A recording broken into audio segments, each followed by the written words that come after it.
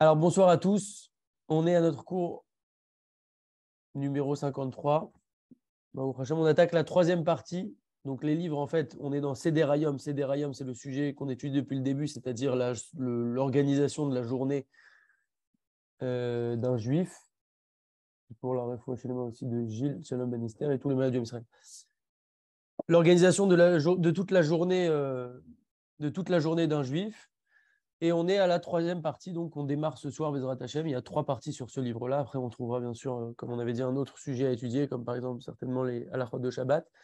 Et donc, on attaque ce soir avec un sujet très intéressant. On va parler de la Kriyat Torah, la lecture de la Torah. On a beaucoup de choses à voir sur ce sujet, donc ça va être réparti certainement sur plusieurs cours. Et sans plus tarder, je vous partage mon écran et on y va. Alors, Dîner Kriyat Torah. Les halachot concernant, les dinim concernant la Kriyat Torah, la lecture de la Torah. Sefer Torah Meudar. Tout d'abord, on va parler du Sefer Torah de manière générale. Arotse Lirkosh.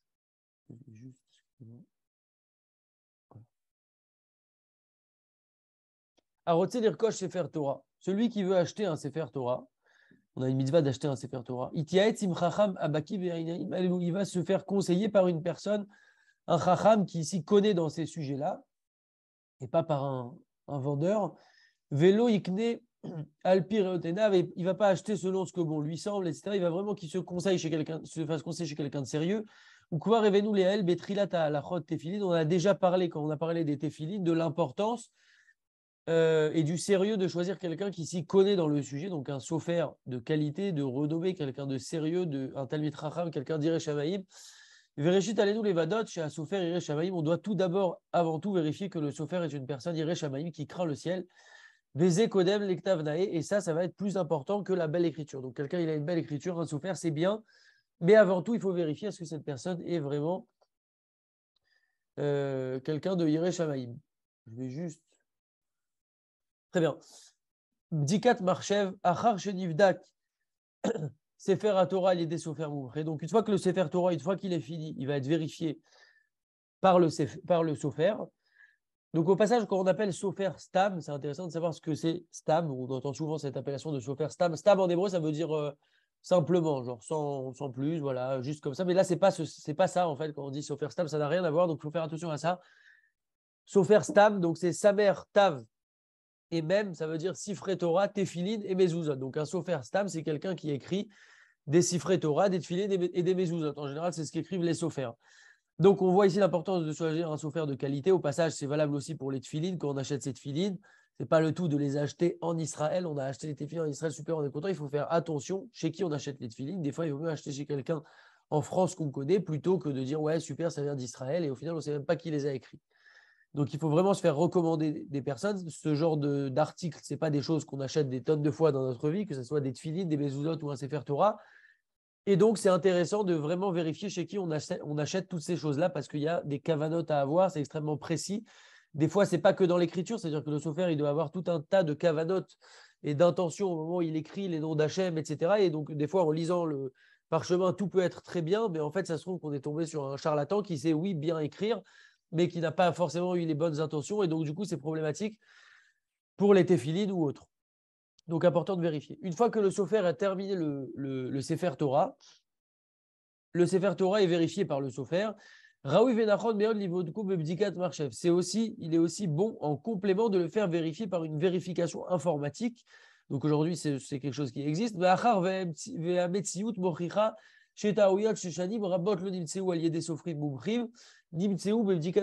L'expérience, la réalité montre que souvent c'est arrivé que de nombreuses années, on n'a pas vu spécialement d'erreur dans le parchemin avec une vérification visuelle. Et quand on a fait la vérification à l'ordinateur qui détecte encore plus précisément, pour certaines choses en tout cas, va trouver une erreur. Donc c'est intéressant de faire cette vérification par l'ordinateur en complément. Donc là, on parle vraiment voilà, de quelqu'un qui va acheter un Sefer Torah. On va en parler plus tard aussi d'ailleurs de ça. Achnasat Sefer Torah. Yesh noagim lagdish Sefer Torah le halou nishmat orev. Il y en a qui ont l'habitude, c'est quelque chose de connu, de sanctifier, donc de consacrer, d'acheter en fait un Sefer Torah pour l'élévation de l'âme de leurs parents. Mitzvah Gedola Yoter, et ça c'est très intéressant et très important. Cependant, c'est une mitzvah qui est plus grande que d'écrire un Sefer Torah.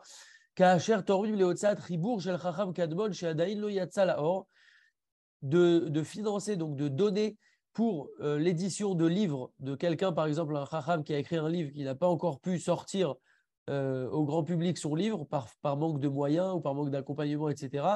Au Chibour chez Itraber, Aliel Talmid Chacham, Boré Ora, Yereshamaim, ou alors on a un Talmid Chacham qui a écrit un livre, que ce soit de la halakha, du moussar, peu importe, il a écrit un livre, mais il n'a pas encore pu le sortir.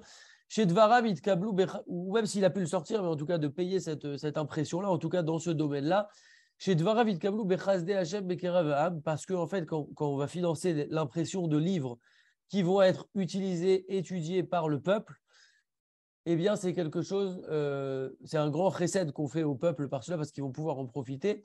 Et donc les gens vont pouvoir s'asseoir avec ce livre, l'étudier, en profiter. Et évidemment qu'on n'a pas donc un plus grand profit et une plus grande éternité que cet investissement-là dans ces livres-là, et en particulier pour l'élévation d'âme de personnes. Ça fait un très grand bien à ces Neshamot. Et tous les mérites qui vont ressortir de ces livres-là qui ont pu être imprimés maintenant, à Kol Niskaf Lishruto chez la Torah, tout est lié donc au mérite du donateur. Velelu Dishmat Amadouar, et donc c'est relié aussi au Leilou Dishmat pour lequel il a imprimé ces livres-là. Ashraf Ba'olamazé, Vetovlo Laolamaba, Michalku Yechalkenu, donc en fait, ils vont être gagnants et dans ce monde et dans le Olamaba, et donc ils ont une part et un mérite qui est énorme, et donc c'est important de comprendre ça. Donc pour parler un peu de ce sujet, parce que c'est intéressant, un jour il y a quelqu'un qui a demandé à Rav Ovadia Yosef, c'est la question qui est marquée ici, il y a quelqu'un de Yerushalayim qui est venu voir Rav Ovadia Yosef, et il lui a dit je veux le meilleur conseil pour pouvoir perpétuer le souvenir de mes parents le plus possible. Je veux faire vraiment un Leilou Nishmat, que ça soit quelque chose de très très fort. Et il lui a dit comme ça à Rav Ovadia Yosef, il lui a dit voilà, ce monsieur, il a été voir Rav Ovadia, il lui a dit j'ai devant moi deux possibilités, deux mitzvot, soit faire une arnasat Sefer Torah pour une bête knesset, donc financer un Sefer Torah et le mettre après dans une synagogue, ou alors d'imprimer des livres de halakha. J'ai ces deux possibilités devant moi. Quelle est la meilleure des possibilités? Quelle est la meilleure des choses à faire pour que ce soit les Louis Nishmat de mes parents? Chez Ribou, Talmidei Chachamim, Boréora. Donc ces livres-là, il avait soit le Sefer Torah, soit un livre édité par des gens, des Talmidei Chachamim, et il lui a dit quelle est la mitzvah la plus importante, qu'est-ce qu'il y a de mieux à faire ici? Et en fait, le Rav Ovadia, on ne va pas tout détailler ici, le Rav Ovadia lui a répondu comme ça, et il se base sur le Rosh. Le Rosh, donc c'est de l'époque du Moyen-Âge, donc c'est il y a à peu près 1000 ans. Et le Rosh, il dit comme ça, en fait, pour simplifier, je ne vais pas tout lire, mais en gros, il nous dit que de base, il faut savoir que le Sefer Torah, les gens étudiaient dans le Sefer Torah. C'est-à-dire que quelqu'un qui va prendre aujourd'hui un Chumash pour étudier le Chumash, la paracha, avant, les gens, ils avaient un Sefer Torah et ils étudiaient dedans directement. Aujourd'hui, personne ne fait ça. Les Sefer Torah se trouvent dans les synagogues. Et donc, automatiquement, les gens en bénéficient moins. De quoi vont bénéficier les gens? Qu'est-ce qu'on a chez nous? On a des livres de Torah. On a des Chumashim, on a des Gmarot, on a des poskim sur les Gmarot, on a des livres d'Alacha, on a des livres de Moussar. Toutes ces choses-là, en fait, c'est ça que concrètement les gens vont utiliser. Et le Rosh donne cet avis-là il y a 1000 ans, déjà à peu près. Donc, c'est encore plus peut-être valable aujourd'hui. Et donc, il lui a répondu, Rav Ovadia, qu'il était préférable de faire imprimer des livres de Torah qui vont pouvoir renforcer les gens, soit des livres qu'on va mettre dans un kollel, soit des livres qu'on va distribuer à des gens, etc. On va lire ce qui est en gras ici parce que c'est intéressant. Les Mishematpis Mehono Sefer Ktivatiat Be'alacha, celui qui va permettre l'impression d'un livre d'Alacha, Asher Hubar Aliede Ish Gadol Batora Umoreora, qui a été édité par quelqu'un donc qui est Yireh Shamaim, qui s'y connaît, quelqu'un de sérieux. Il y a dans cela un avantage pour le public. C'est plus important que le fait d'écrire un Sefer Torah. Chez Botsiav, les Or Olam, pourquoi? Parce que ces livres ils vont pouvoir être diffusés dans le monde. En plus, ça coûte moins cher, donc du coup, on va pouvoir imprimer beaucoup plus de livres. Et ces livres vont bénéficier à encore plus de gens, etc. Et on va pouvoir les diffuser, etc., etc. Et beaucoup de gens vont pouvoir tirer des enseignements de ça et se renforcer. Et donc, automatiquement, ça perpétue beaucoup plus la neshama du niftar pour lequel on fait cette œuvre-là, les Louis Nishmato. Après, bien entendu, de manière générale, même si quelqu'un ne sait pas forcément les Louis Nishmat, on voit ici que c'est quand même un très, très grand niveau de financer l'écriture de livres et leur impression. Donc voilà, on ne va pas tout lire, mais c'est intéressant dès qu'on a la possibilité de participer à l'édition de livres, que ça soit même partiel, on voit que c'est quelque chose de très très important, ou même d'acheter des livres pour les donner à des gens, c'est quelque chose qui a un très très haut niveau. Et donc, il ne faut pas s'en priver. Très bien. Au passage, le rabbi de Lubavitch insiste beaucoup, a beaucoup insisté sur le fait que chaque juif, l'importance que chaque juif ait une lettre à lui dans un Sefer Torah. Donc, il y a eu de nombreuses campagnes sur ça. Jusqu'à aujourd'hui, c'est très facile. On peut même faire ça directement sur Internet avec une somme même parfois symbolique de quelques euros. Ce qu'on veut, souvent, on laisse le choix du montant, d'acheter une lettre dans un Sefer Torah. Et on sait au moins qu'on a déjà une lettre dans un Sefer Torah. Ça veut dire, en plus d'avoir édité des livres, etc., on a participé aussi, même si on n'a pas imprimé complètement un Sefer Torah. Alors, celui qui peut tout faire, bien entendu, qui fasse tout, c'est l'idéal. Mais celui qui ne peut pas ou qui ne peut pas encore, eh ben, il peut déjà financer des livres. Il peut acheter une lettre ou plusieurs lettres, une lettre pour chaque membre de sa famille. Et c'est quelque chose de très facile à faire, de très rapide. Moi, je l'ai fait pour moi, les membres de ma famille, et on reçoit un petit certificat comme ça. On nous dit, voilà, vous avez acheté une lettre dans tel parachat, etc. Donc, c'est intéressant. Très bien. Une petite histoire sympathique sur ça. Ani rotzeh levakesh lecha me'ashabat ou mikol adatiim chez Dibarti Negedam. Excusez. Pour ceux qui n'étaient pas là au début du cours, c'est la Iloula de Moshe Rabbeinu ce soir. N'hésitez pas à allumer une petite bougie. Quand on allume une bougie, le tzaddik il baisse ses yeux et il regarde la personne qui allume une bougie. Et celui qui parle du tzaddik le jour de sa Iloula, le tzaddik il prie pour lui. Ok. Donc, il y a une histoire comme ça. Quelqu'un, il a dit, je veux demander pardon au Shabbat. Je demande pardon au Shabbat, on va voir de quoi il s'agit, et à tous les religieux contre lesquels j'ai très mal parlé. Et donc, il y a quelqu'un qui a raconté qu'il était un jour à une Askara, à Herzliya, et il a dit, moi, j'étais très loin de la Torah et des mitzvot. Bon, j'étais dans cette Askara-là par Kavod. Et là-bas, ils ont distribué un de ces livres-là de Halacha ve Agada, qui s'appelle Ashabat Be'alacha ou Be'agada. Donc nous, c'est des rayons Be'alacha ou Be'agada. Il y a sur toutes les fêtes, au passage, ces livres-là, ils sont extraordinaires. Et donc là-bas, ils donnaient ces livres-là sur Shabbat. C'est d'ailleurs certainement ce qu'on étudiera par la suite quand on finira ce dernier livre. Et donc, ils ont distribué ces livres-là. Bon, maintenant, lui, il ne voulait pas faire différent des gens. Tous les gens prenaient le livre. Donc, lui, bon, il s'en foutait, mais il a dit, bon, quand même, par respect, je vais prendre le livre. Je traduis directement. Et donc, il a commencé petit à petit après à lire ce livre, puisque le livre était chez lui. Et il a lu le livre du début à la fin et il a dit, j'ai été vraiment ému, j'ai été vraiment touché, je ne savais pas qu'est-ce qu'était le Shabbat et après avoir lu ce livre, j'ai compris l'importance du Shabbat et donc je demande pardon au Shabbat, je m'excuse et je m'excuse aussi auprès des religieux les religieux, hein, parce que c'est pas bien de dire religieux parce qu'au final, on est tous des juifs et il ne faut pas faire de catégorie. On est tous chaque jour plus religieux. Et donc, il s'est excusé comme ça et petit à petit, il a senti qu'il y a quelque chose qui a bougé en son fort intérieur à cette personne. Et petit à petit, il a commencé à aller, puisqu'on dit que mitzvah goret mitzvah, donc une mitzvah, elle en entraîne une autre. Donc, il a pris goût au Shabbat, il a voulu se renseigner, il a voulu connaître, etc.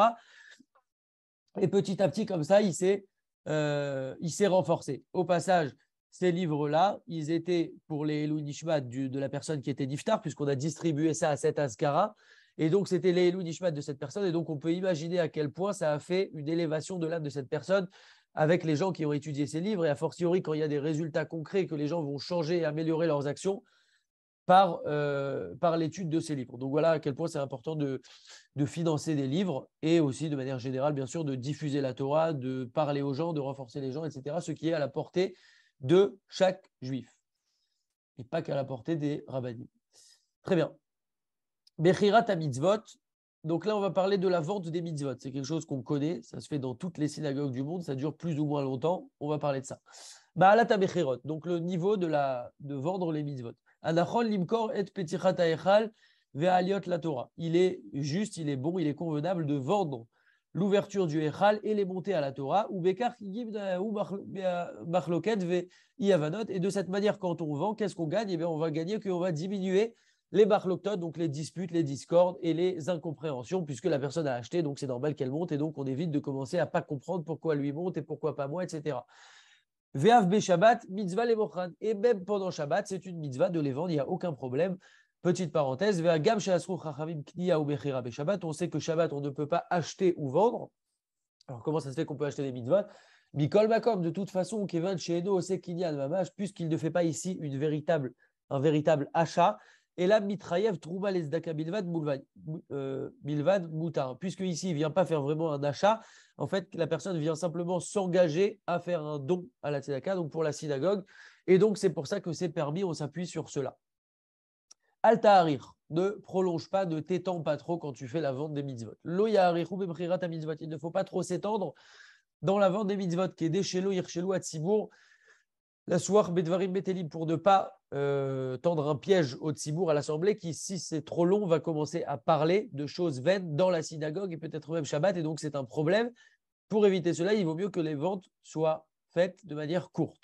Ou batov shelo yebazvez, et également c'est bien que pendant que les ventes ont lieu, sauf si on achète tout, mais en général on n'achète pas tout, qu'on ne perde pas notre temps simplement comme ça, et aussi pour éviter de parler, mais aussi pour mettre à profit ce temps-là, de prendre un livre et de lire, d'étudier quelque chose, de regarder un livre pendant ce temps-là pour ne pas simplement se tourner les pouces ou discuter avec son voisin, puisque ce n'est pas l'endroit et que c'est un temps qui est précieux.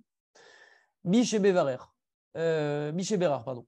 Donc le Miché Bérar, c'est la bracha qu'on fait aux personnes. Amina ganachon shebeat petichat haechal yevarechu et akonim petichat haechal veotzat sefer Torah ve'agbaato.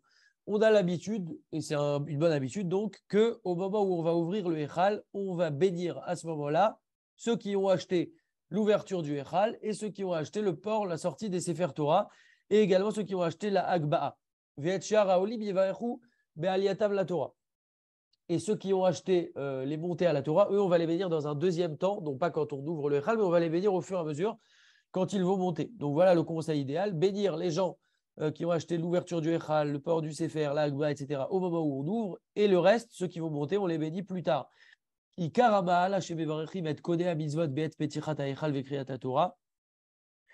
principal de ce haut niveau-là, cette importance de cette chose-là, qu'on bénit les gens qui ont acheté les mitzvot au moment où on ouvre le Echal, et de la Kriyat Torah, chez Az, chez Et Ratzoni, qui va voir le Zohar Kadosh. Pourquoi on les bénit spécialement à ce moment-là? Parce que c'est connu que quand on ouvre le Echal, comme nous le dit le Zohar, c'est un Et Ratzon, donc c'est un moment qui est très élevé, très propice aux prières. Alken ba betzal et alot et atzibur belirpol et abrachot gam beet kniatav alo belavachi yevarechum leachar miken ve'av beet ratzon. Donc l'idéal en fait le mieux c'est de ces gens-là. Donc, ceux qui ont acheté des montées, on les bénit au fur et à mesure qu'ils montent, etc. Maintenant, ceux qui ont acheté l'ouverture du Echal, le port du Sefer ou des Sefer, des Sfarim et la Agba, il n'y a pas vraiment d'intérêt à les bénir dès qu'ils ont acheté tout de suite, juste après l'enchère, parce que le mieux, c'est de les bénir au moment où on va ouvrir le Echal, et parce que c'est un Et Ratzon, donc c'est un moment qui est encore plus propice, et donc le mieux, c'est de les bénir à ce moment-là. Si bien sûr, dans votre sina, on ne fait pas comme ça, ne rentrez pas en dispute ou en marloquette, mais essayez de placer le message intelligemment. Mais en tout cas, ici, on nous donne l'idéal à faire et avec une raison, puisqu'on nous dit que c'est mieux de les bénir à l'ouverture du Echal. Kevod abriot, donc le respect des créatures, le respect des personnes. Amidag anachon kesheyesh simcha, keshabat chatan vekadome. Le midag est que quand il y a un Shabbat Khatan ou une autre simcha, donc un moment spécial, une simcha d'une famille dans une sina, chez l'Olimkor et à mitzvot, et là, l'itnam et les baralé à simcha. On a l'habitude de ne pas vendre les mitzvot, mais plutôt de les donner aux personnes qui font la simcha. Donc eux, ils célèbrent un mariage, on va leur donner, ils vont distribuer à leur famille les différentes mitzvot. VM et Chavdim et Krovehem, et eux, ils vont honorer leurs proches par cela. Vyesh Naagul Imkor Rak Aliot Mashlim ou Aftir, il y en a qui ont l'habitude de vendre juste, quand même, malgré tout, ils vendent au moins le Mashlim, donc la 7e montée si c'est le Shabbat, et le Maftir, Kede Shemi Sheyashlo Yom Hashana Yochal La'alot, parce qu'on a l'habitude de faire monter ceux qui ont une askara, etc., spécialement pour le Mashlim, pour faire le Kaddish ou pour faire la Haftara aussi. Et donc, si quelqu'un a la askara d'un proche, on va lui laisser au moins ces montées-là, mais tout le reste, on va quand même idéalement le donner s'il y a une simcha. Ok. Zgan Akore. Donc, Zgan, c'est quelqu'un qui est un préposé, un disposé, un responsable, en fait, en quelque sorte, pour faire simple. Donc, le responsable des montées, celui qui est chargé de faire monter, les personnes à la Torah. Donc, on va voir là-dessus quelque chose d'intéressant. Dans les endroits où on ne vend pas la Torah, ou dans les cas où on ne vend pas les montées à la Torah, donc des fois on les vend, des fois on ne les vend pas. En tout cas, si on ne les vend pas, on a l'habitude de nommer une personne responsable à côté du lecteur. Chez Mazmin et Akorim, Alpi Toranut Besouyemet. Et donc, cette personne a l'habitude de faire monter les différentes personnes de la Keïla, de l'Assemblée, selon un ordre, selon un roulement qui est défini, qui est logique, etc. Donc, telle personne n'est pas montée depuis longtemps, on va le faire monter. Ou alors, si on voit qu'il y a une nouvelle personne dans la Sina, on va la faire monter, etc. Vekatav Besefer Sha'are Ephraim, dans ce Sefer là-bas, on écrit comme ça. Yesh Lifror Lesgan, Ish Nechbad ou Baal Maasim Tovim. Il y a lieu de nommer, il faut nommer ce responsable des montées à la Torah, quelqu'un qui soit honoré et quelqu'un qui a l'habitude de faire des bonnes actions. Donc, en fait, que ce soit une bonne personne, tout simplement. Vedat Abriot Nochai Mimeno, et également qu'il soit apprécié des autres. Shelo Yarshedou, chez Bishvil Anaat Asmo, Oeze Siba Shei, Iten Kavol Lemi Sheino Raoui Obei. Il faut que ce soit quelqu'un qui soit globalement apprécié et une bonne personne pour ne pas que les gens commencent à le suspecter. Oui, lui, cette fois, il ne m'a pas fait monter. Là, il a fait monter un tel. Et ça, il s'arrange pour ces petits cavodes et ces petits plans, etc. Donc, il ne faut pas rentrer dans ça. Il faut nommer quelqu'un en qui, globalement, on a confiance. Après, il y aura toujours des personnes qui… Voilà, mais il faut que, globalement, ça soit une personne appréciée de la Keïla ou Meïdar. C'est pourquoi Raoui la Tzibour, Shelo Yahareu Achara Segan, également maintenant en tant que Tzibour, une fois qu'on a placé ce responsable, quel qu'il soit, maintenant en tant que Tzibour, en tant que personne de l'Assemblée, il est important de ne pas commencer à faire des débats, à discuter ou même ne serait-ce qu'à avoir des pensées sur cette personne qui gère les montées. Et il ne faut pas commencer à le juger sur chaque décision qu'il va prendre ou chaque sujet. Il faut toujours le juger, en fait, les caves et routes. Donc d'un côté plus du bon côté, en fait, juger d'un bon œil. Et si maintenant on voit qu'il commence à faire quelque chose qui nous semble a priori un peu bizarre ou louche ou qui ne nous plaît pas, on va juger les caves et routes, on va dire certainement qu'il s'est trompé, qu'il doit y avoir une raison, etc. Et vraiment, c'est un travail qu'il faut faire sur soi, même si ce n'est pas facile des fois.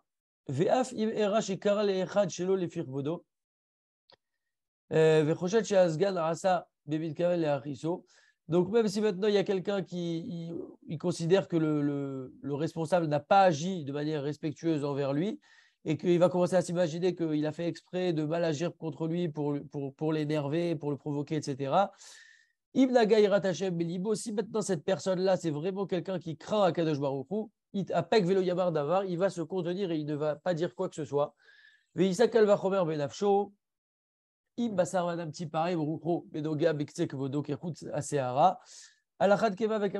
maintenant quelqu'un pourrait se vexer parce qu'on va lui faire telle ou telle crasse en quelque sorte,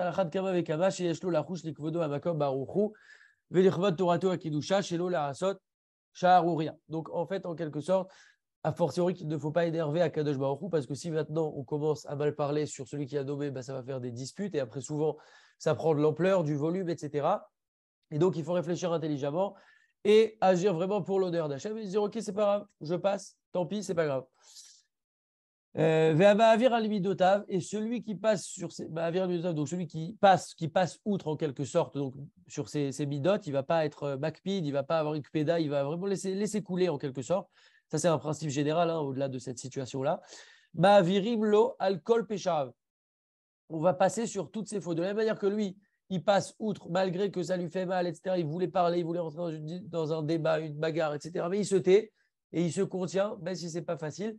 Et ben de la même manière, on va passer sur ces fautes. En fait, on va aussi nettoyer ces fautes comme ça et pas commencer à s'attacher à toutes ces fautes. Pécha, au passage, c'est des fautes vraiment faites de manière volontaire. Donc, même ce genre de fautes-là, on va passer sur ces fautes-là. Donc, c'est aussi intéressant pour nous-mêmes.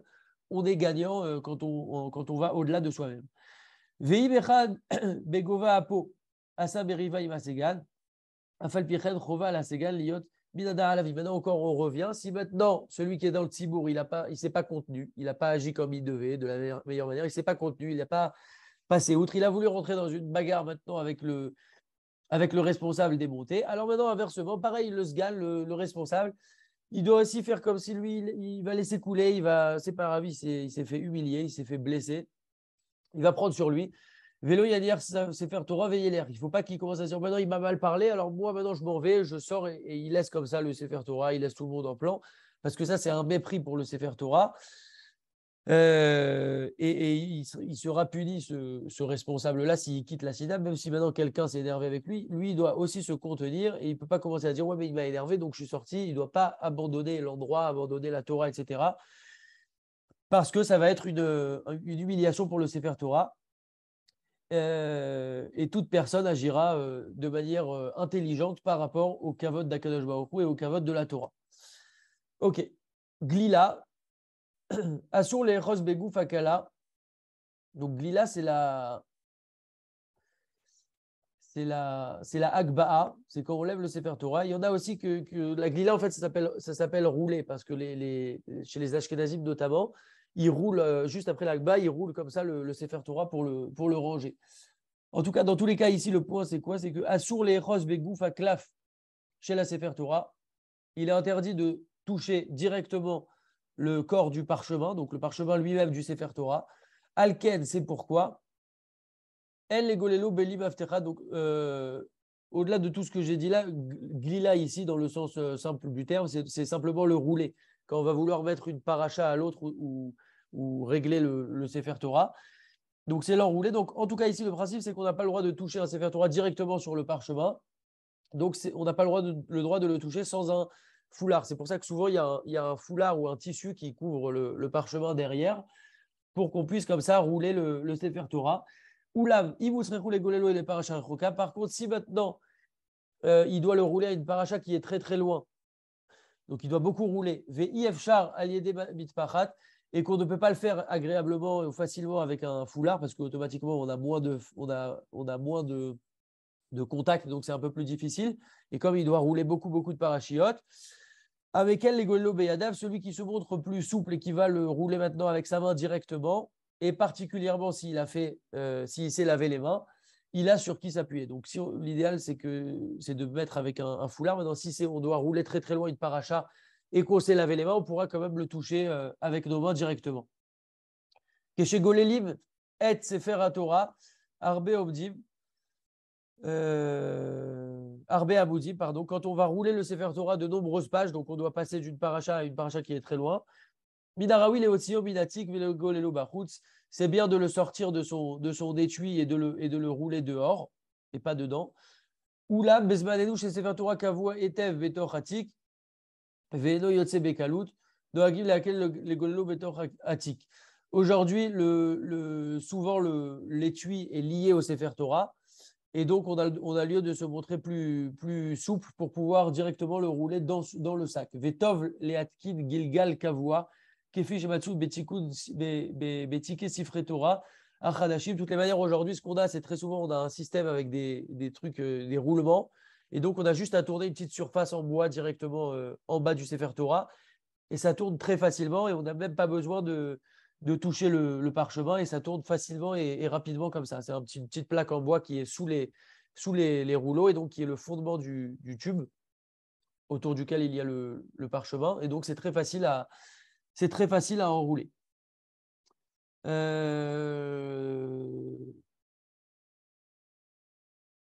seconde. Ok. On va s'arrêter là parce qu'après, c'est un autre sujet. La semaine prochaine, donc on est toujours sur le sujet de la.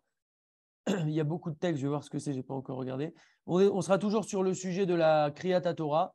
On va parler la semaine prochaine de l'ouverture du Echal, dans quel sens ouvrir. Berir Shebe, la prière, c'est une très très grande prière qu'on dit quand on ouvre le Echal. À quel point c'est un Etratson, un moment très important quand on ouvre le Echal. On va parler des Rimoni. Bon, on a beaucoup de choses à voir sur le Sefer Torah. C'est quelque chose qui est très intéressant on est en contact avec le Sefer Torah 3 fois par semaine ou même 4 fois par semaine avec Mincha Shabbat. Et donc voilà, on est sur un bon sujet, Bezrat Hashem. Les micros sont réactivés s'il y a des questions.